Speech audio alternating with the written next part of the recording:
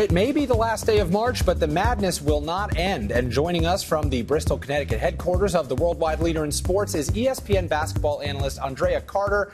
She is here to break down everything happening on the road to the Final Four. Andraya, thank you for being here. And let's dive right in to the women's tournament, the marquee event everyone has been clamoring for a year now. It's a rematch of last year's national championship game, LSU, Iowa. It's in the Elite Eight this time, and compelling storylines abound. How would you describe the magnitude of this game?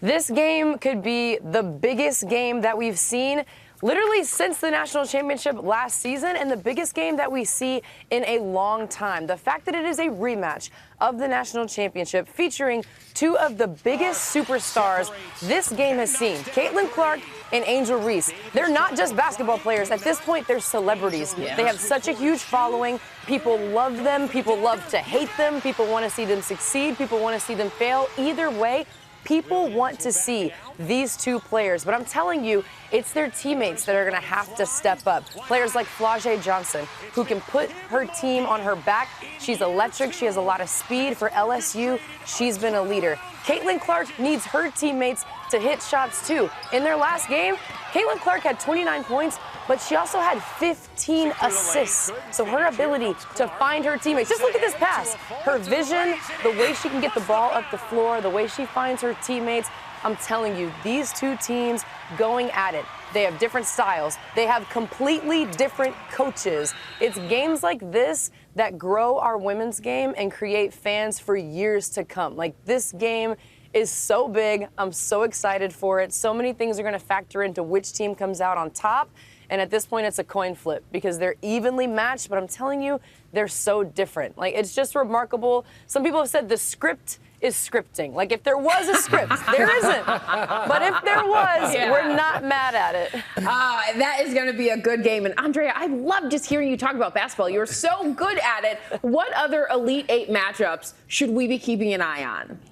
Okay, so this was a difficult question because there really are so many good games and good teams. Like, we're getting incredible players, but I have to talk about the reigning #1 team and the best team in the country all season long in the South Carolina Gamecocks. Like, the fact that South Carolina is undefeated this season with an opportunity to go back to the Final Four, potentially win a national championship after losing the winningest class in program history. The players that South Carolina lost last season, they were such a dominant class. And now South Carolina and Dawn Staley come back, completely new starting lineup. They get Tahina Palpa, who's a transfer. They have freshmen that are dropping games in 20 points. They're scoring 20 points. They're scoring 25 points. South Carolina being the #1 team and being the only undefeated team left, men's or women's, trying to win a national championship. They're going against a tough, skilled, executing Oregon State team. That game's going to be fun to watch because South Carolina was in a close one against Indiana. They found a way to win. But also, just to throw another one out there, Juju Watkins for USC and Paige Beckers for UConn, electric. Texas and NC State are going to play each other. Those are two teams that were doubted early in the season. Nobody thought they would be in this position. So we've got good games across the board, but the #1 team, the South Carolina Gamecocks, I have my eyes on them. All right, Andraya, we got about 30 seconds left, but we want to go to the men real quick. UConn faces Alabama in the Final Four next Saturday. So what do you think? How do you see it playing out? Okay, this one's going to play out. UConn is stacked top to bottom. In their recent win, they had 52 points in the paint. They're dominant with their size. Alabama, they got their win by hitting 16 threes. They are lightning quick on the offensive end. They play really fast. So UConn's going to try and get the ball in the paint. Alabama's going to try and knock down threes. And it's going to be which style wins. That one should be fun, too.